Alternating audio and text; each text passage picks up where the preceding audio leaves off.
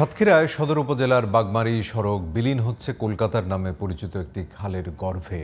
ফলে সড়ক দিয়ে ঝুঁকিপূর্ণ হয়ে উঠছে চলাচল। বিপাকে পড়েছেন সাতক্ষীরা সদর, দেবহাটা ও কালীগঞ্জ উপজেলার হাজারো মানুষ। সরকারের যথাযথ ব্যবস্থা না নেওয়ার কারণে কোটি টাকার সড়ক নষ্ট হচ্ছে বলে অভিযোগ স্থানীয়দের।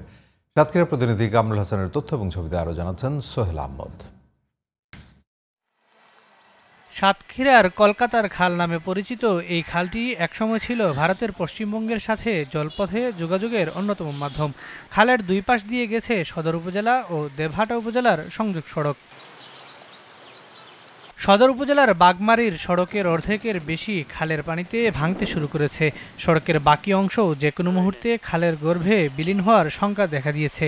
এতে উদ্বিগ্ন স্থানীয়রা। ২০-২৫ হাজার জনগণ এই রাস্তা দিয়ে চলাচল করে, কিন্তু রাস্তার অবস্থা এখন খুব খারাপ। দুই সাইডের পাড় ভেঙে, রাস্তা ভেঙে খুব ক্ষতিগ্রস্ত হয়েছি। এই রাস্তাটা করার আগে একটু পরিকল্পনা করে যদি ব্লক দেওয়া হতো তাহলে দ্রুত এই রাস্তাগুলো নষ্ট হতো না। খালটা জোয়ার ভাটিতে দুই সাইডে ভেঙে নষ্ট হয়ে গেছে। আমরা যেন রাস্তা এবং নদী সংস্কারের জন্য জোর দাবি জানাচ্ছি। খালের পাশে পানি উন্নয়ন বোর্ড বাঁধ নির্মাণ করে দিলে দ্রুত সড়কটি মেরামত করা হবে বলে জানান স্থানীয় এলজিইডির এই নির্বাহী প্রকৌশলী। যেহেতু খাল আমরা প্রোটেকশন করি না, খাল প্রোটেকশন পানি উন্নয়ন বোর্ডই করে, ওনারা খাল প্রোটেকশন যদি করে দেয় তাহলে আমরা রাস্তা আবার আমরা মেরামত করতে পারবো। খালের পানির প্রবাহ নিশ্চিত করে রাস্তা নির্মাণে সংশ্লিষ্টদের সাথে সমন্বয় করা হবে বলে জানান সাতক্ষীরা পানি উন্নয়ন বোর্ডের নির্বাহী প্রকৌশলী। খাল এবং রাস্তার সাথে জড়িত তাদের সাথে সমন্বয় করে দ্রুত এর একটি কাঙ্ক্ষিত একটা সমাধানে পৌঁছাতে পারবে। সোহেল আহমদ,